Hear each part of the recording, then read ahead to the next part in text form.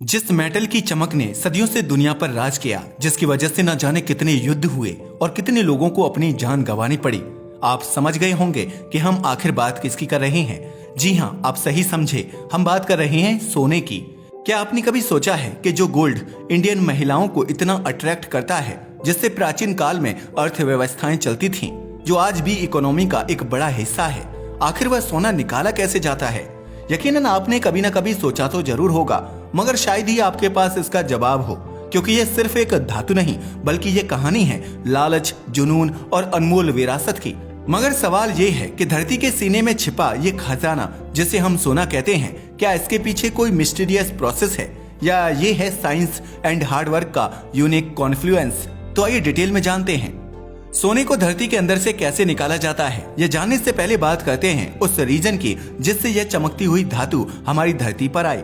हालांकि कुछ लोगों का मानना है कि जीवाश्म से सोना बना है, मगर इसमें बिल्कुल भी सच्चाई नहीं है, क्योंकि बिलियंस साल पहले धरती पर धूमकेतु सोने को लेकर आए थे। यकीन मानिए, धरती के भीतर सोने की कहानी एक अद्भुत रहस्य समेटे हुए है। सोना यानी गोल्ड का निर्माण भी बाकी अदर एलिमेंट्स की तरह एक mysterious and huge astronomical event का हिस्सा है। ये हमारी धरती से भी अरबों साल पुराना है। अगर बात की जाए सबसे पहले सोना बनने की, तो सोने का निर्माण करीब 13.8 अरब साल पहले हुआ था। जी हाँ, वही टाइम जब हमारा ब्रह्मांड बना था। ये घटना तब हुई जब बड़े तारे यानी मैसिव स्टार्स सुपरनोवा के रूप में फटते थे। ये विस्फोट इतनी पावरफुल एनर्जी रिलीज करते थे कि उनके भीतर सोने जैसे भारी तत्व बनते गए। इसके अलावा जब न्यूट्रॉन स्टार्स आपस में टकराए तो इतनी जबरदस्त ऊर्जा पैदा हुई कि उन्होंने सोने का निर्माण किया। इसे रीप्रोसेस न्यूक्लियोसिंथेसिस कहा जाता है। यह प्रोसेस बहुत रेयर है, तभी तो यूनिवर्स में सोना बेहद कम मात्रा में पाया जाता है। ये तो हुई सोने के बनने की बात, मगर अब सवाल ये है कि धरती पर सोना कब आया? दरअसल धरती बनने के समय यानी लगभग 4.5 अरब साल पहले अंतरिक्ष से उल्कापिंडों के साथ यह सोना आया था। उस समय उल्कापिंडों में सोने के छोटे छोटे पार्टिकल्स होते थे, जो धीरे धीरे तैरते तैरते हमारी न्यू बॉर्न अर्थ पर पहुंचे। पता है क्यों? क्योंकि यहाँ उन्होंने अपनी छिपने की जगह ढूंढ ली थी। जी हाँ, ये धरती के गहरे गर्भ में आकर छुप गए थे। एक्चुअल में जब धरती का निर्माण हो रहा था तो पिघली हुई चट्टानों और लावी के साथ ये गोल्ड एलिमेंट भी गहराई में धंस गए। हालांकि तब यह इतनी ज्यादा गहराई में नहीं थे, मगर टेक्टोनिक प्लेट्स की टक्कर और ज्वालामुखियों के विस्फोट ने इसे और गहराई में दबा दिया। इनफैक्ट एक मिस्टीरियस डांस की तरह गोल्ड लावा के साथ इधर उधर तब तक घूमता रहा जब तक ये ठंडा होकर चट्टानों में कैद नहीं हो गया। यानी कि आप कह सकते हैं कि बिलियन साल पहले अगर धरती पर धूमकेतु की बारिश ना होती तो इंसानों को कभी सोना मिल ही नहीं पाता। क्योंकि जब धरती का निर्माण हो रहा था तभी पिघला हुआ सोना और प्लैटिनम धरती के गर्भ में समा गया था, और यह धरती की कोर का हिस्सा बनकर लंबे समय तक धरती के गर्भ में पड़ा रहा, क्योंकि पहले किसी को इसके महत्व का पता ही नहीं था। मगर अब यह इंसान की पहुंच तक आ चुका है और बहुत सारी अजीबोगरीब टेक्नोलॉजी का इस्तेमाल करके इंसान धरती के गर्भ में छुपे सोने को निकाल रहा है। मगर सवाल तो ये भी है कि इंसान को पता कैसे चलता है कि किस जमीन में सोना है और किस में नहीं, क्योंकि यूं तो बहुत सारी जगह है। आखिर वैज्ञानिक कैसे खोज लेते हैं कि इसी जमीन में सोना मिलेगा? किसी जमीन के नीचे सोना है या नहीं, ये वास्तव में आसान नहीं है। इसके लिए science, geological studies and technology का इस्तेमाल किया जाता है। सोने को खोजने की प्रक्रिया मिस्टीरियस एंड एक्साइटिंग है। धरती के अंदर इसे ढूंढना किसी खजाने की तलाश जैसा है। इसके लिए 3 ट्रिक लगाई जाती हैं। सबसे पहले तो भूगर्भीय संकेतों की खोज यानी जियोलॉजिकल क्लूज ढूंढे जाते हैं। एक्चुअल में धरती पर कुछ सोने के सोर्स हैं, जैसे सोना अक्सर क्वार्टर्स, चट्टानों, वॉल्केनिक एरियाज या प्राचीन नदी घाटियों में पाया जाता है। इसलिए ऐसे इलाकों को सबसे पहले खोजा जाता है। साथ ही कुछ मिनरल्स साइंस भी फॉलो किए जाते हैं।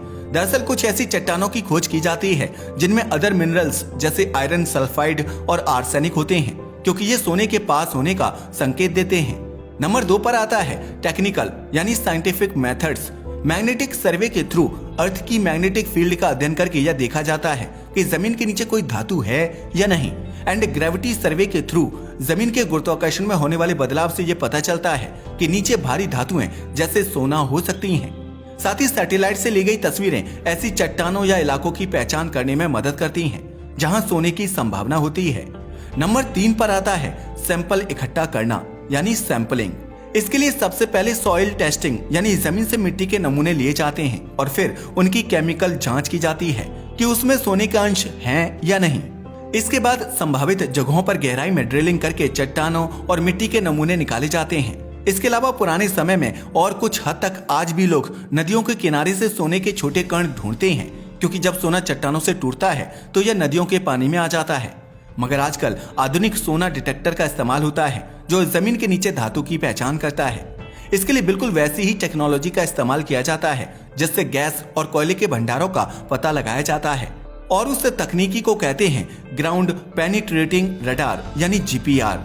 इन सब के अलावा लोक कथाओं और इतिहास से संकेत मिलते हैं, क्योंकि पुराने समय से अगर किसी इलाके में सोने की कहानियां रही हों तो वैज्ञानिक और माइनर वहां विशेष ध्यान देते हैं। मगर सवाल ये है कि क्या ये सब सोना निकालने की 100% गारंटी देता है? जी नहीं, क्योंकि सोने का पता लगाना एक जटिल और महंगा काम है। कई बार बड़ी कोशिशों के बाद भी सोने का कोई बड़ा भंडार नहीं मिलता, लेकिन साइंटिफिक मेथड्स इसकी संभावना को बढ़ा जरूर देते हैं। मगर सोना खोजना जितना मुश्किल है, उसे निकालना उससे भी ज्यादा कठिन है। सोने को बाहर निकालने के लिए 1 या 2 नहीं बल्कि 7 तरीके हैं।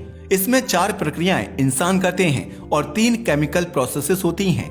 अगर सोना निकालने के पहले तरीके की बात करें तो यह होता है विस्फोट करके सोना निकालना। जब वैज्ञानिक यह डिक्लेयर कर देते हैं कि इस पत्थर में सोना हो सकता है तो उस पत्थर को डायनामाइट की मदद से विस्फोट कर तोड़ा जाता है। लेकिन इसमें भी भारी मात्रा में सोना नहीं निकलता, बल्कि बहुत ही थोड़ा सोना निकलता है। 300 से 500 मीटर की गहराई से केवल 1 टन पत्थर निकाला जाता है, जिससे पूरे दिन में 300 टन मलबा बाहर निकाला जाता है। क्योंकि सोना एक जगह पर केंद्रित नहीं होता, इसलिए मलबा बाहर निकाला जाता है और उसमें से सोना ढूंढा जाता है। दूसरा प्रोसेस होता है पत्थरों की पिसाई का। खदान से निकले मलबे को मशीनों की मदद से बारीक बालू की तरह पीसा जाता है और इस काम को करने में 4 से 5 घंटे लगते हैं। तीसरा प्रोसेस है पत्थरों को गीला करने का। इस प्रक्रिया में बालू को पानी में डाला जाता है। एक टेबल पर कंबल जैसा गीला कपड़ा बिछा होता है और सोने के कण इस कंबल पर चिपक जाते हैं, जबकि फालतू पत्थर बह जाते हैं। इस प्रक्रिया को कई बार दोहराया जाता है। यह प्रक्रिया सामान्य टेबल पर नहीं बल्कि वाइब्रेटिंग टेबल पर की जाती है ताकि पत्थर अलग हो जाएं। फोर्थ प्रोसेस है कंबल को धोने का। पानी को कंबल में धोने से सोने के कण अलग हो जाते हैं। इसमें पानी बह जाता है और सोने के कण कंबल में जमा हो जाते हैं। इसके बाद इन कणों से सोने के बिस्किट बनाए जाते हैं। वैसे तो इन तरीकों से सोना मिल जाता है, लेकिन अगर इन 4 प्रक्रियाओं के बाद भी सोना नहीं मिलता तो 3 केमिकल प्रोसेसेस का सहारा लिया जाता है, जिसमें पहले नंबर पर आती है साइनाइड की प्रक्रिया। एक्चुअल में अगर चट्टान में सोने की मात्रा कम है तो साइनाइड का इस्तेमाल किया जाता है। खदान से निकले पत्थरों को कार्बन प्लांट में डालकर उसमें पोटेशियम साइनाइड मिलाया जाता है और 48 घंटे तक छोड़ दिया जाता है। इस प्रक्रिया के बाद मलबे में छुपा सोना तरल रूप में बाहर आ जाता है। दूसरी है अमलगमेशन प्रक्रिया। यह प्रक्रिया काफी खास है। इसमें स्वर्ण अयस्क यानी गोल्ड ओर को पहले धोया जाता है और फिर इसे मिल में भेज दिया जाता है। मिल में अयस्क को पानी के साथ छोटे छोटे कणों में पीसा जाता है। इसके बाद गोल्ड ओर और पारे के मिलन से अमलगम बनता है। इसे तब तक गर्म किया जाता है जिससे पारा भाप बनकर उड़ जाता है और शुद्ध सोना बचता है। तीसरी है फ्लोटेशन प्रक्रिया। इस प्रक्रिया में झाग बनाने वाले तत्व मिलाए जाते हैं जो अशुद्धियों को झाग में बदल देते हैं। इससे सोने के कण आपस में बंध जाते हैं, जिन्हें बाद में अलग कर लिया जाता है। इस तरह देखा जाए तो सोना निकालना बहुत कठिन और मेहनत भरा काम है, तभी तो सोने की कीमत इतनी अधिक होती है। अब बात करते हैं भारत की। भारत में सोने का उत्पादन और मेजर माइंस की बात की जाए तो भारत में सोने का प्रोडक्शन लिमिटेड है, लेकिन हिस्टोरिकल एंड कल्चरल रूप से सोना यहाँ बहुत महत्व रखता है। जबकि भारत दुनिया के कुल सोने के उत्पादन का 1% से भी कम योगदान देता है।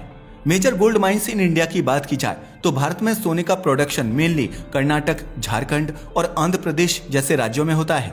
यहाँ मेजर माइंस एंड फील्ड्स हैं। इसमें पहले नंबर पर आता है कोलार गोल्ड फील्ड्स कर्नाटक, जो भारत की oldest and most famous mine थी। यहाँ का सोना उच्च गुणवत्ता का था, मगर 2001 में यह खदान बंद कर दी गई क्योंकि यहाँ सोने का भंडार खत्म हो गया था। नंबर 2 हट्टी गोल्ड माइंस, ये भी कर्नाटक में है। वर्तमान में सबसे ज्यादा सोने का उत्पादन भारत में यहीं से होता है। यह कर्नाटक के रायचूर जिले में लोकेटेड है। हट्टी खदान से सालाना लगभग 1.6 टन सोना निकाला जाता है। नंबर 3 पर है रामगिरी गोल्ड फील्ड्स, जो है आंध्र प्रदेश में। यह खदान भी सोने के लिए जानी जाती है, मगर यहाँ उत्पादन छोटे पैमाने पर होता है। नंबर 4 पर है सेमभूम जिला, जो है झारखंड में। एक्चुअल में झारखंड में भी कुछ जगहों पर सोने के भंडार मिले हैं, लेकिन यहाँ छोटे पैमाने पर खनन होता है। असल में भारत सालाना लगभग 1.6 से 2 टन सोना उत्पादन करता है, जो ग्लोबल प्रोडक्शन के मुकाबले बहुत कम है। जबकि भारत में सोने की खपत बहुत ज्यादा है, इसलिए इसे आयात पर निर्भर रहना पड़ता है। चीन के बाद भारत सोने का दुनिया में दूसरा सबसे बड़ा उपभोक्ता है। भारत अपनी खपत का लगभग 90% सोना आयात करता है।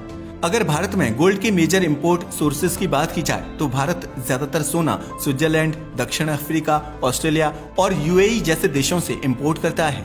हमें पता है, अब आपके जहन में ये सवाल भी आ रहा होगा कि दुनिया के सबसे बड़े सोने के उत्पादक देश कौन से हैं? तो चलिए दुनिया में सबसे ज्यादा सोना उत्पादन करने वाले मेजर कंट्रीज की बात करते हैं। इसमें पहले नंबर पर आता है चीन, जो लगभग 370 मीट्रिक टन का एनुअल प्रोडक्शन करता है। चीन दुनिया का सबसे बड़ा सोने का उत्पादक है। यहाँ की खदानों में हाई क्वालिटी का सोना निकलता है। तभी तो चीन न केवल अपनी खपत का बड़ा हिस्सा खुद के ही उत्पादन से पूरा करता है, बल्कि एक्सपोर्ट भी करता है। नंबर 2 पर आता है ऑस्ट्रेलिया, जो लगभग 310 मीट्रिक टन का एनुअल प्रोडक्शन करता है। ऑस्ट्रेलिया भी सोने का एक बड़ा उत्पादक देश है। यहाँ की प्रमुख खदानें पश्चिमी ऑस्ट्रेलिया, न्यू साउथ वेल्स और क्वींसलैंड में है। नंबर 3 पर आता है रूस, जो लगभग 310 मीट्रिक टन का एनुअल प्रोडक्शन करता है। रूस में सोने का खनन मुख्य रूप से साइबेरिया और दूरस्थ क्षेत्रों में होता है। रूस का सोने का उत्पादन लगातार बढ़ रहा है और यह खनन में लीडिंग कंट्रीज में शामिल है।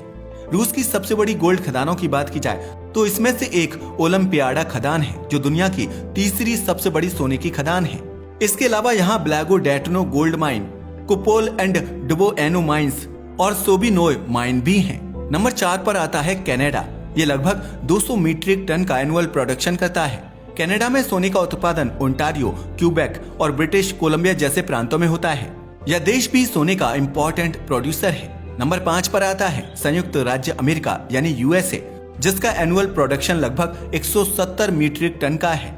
यूएसए में मुख्य सोने के उत्पादन राज्य नेवादा, अलास्का और कैलिफोर्निया है। नेवादा राज्य में दुनिया की सबसे बड़ी सोने की खदान भी है। नंबर 6 पर आता है कजाकिस्तान। यहाँ सालाना लगभग 130 मीट्रिक टन सोने का प्रोडक्शन होता है। ये लंबे समय से सोने के उत्पादन में अग्रणी रहा है। हालांकि यहाँ की खदानें अब पहले जैसी नहीं हैं, फिर भी यह देश सोने का एक महत्वपूर्ण उत्पादक है। नंबर 7 पर आता है मैक्सिको। ये भी सालाना लगभग 120 मीट्रिक टन का प्रोडक्शन करता है। वैसे मैक्सिको की खदानें और सोने के भंडार लगातार बढ़ते जा रहे हैं।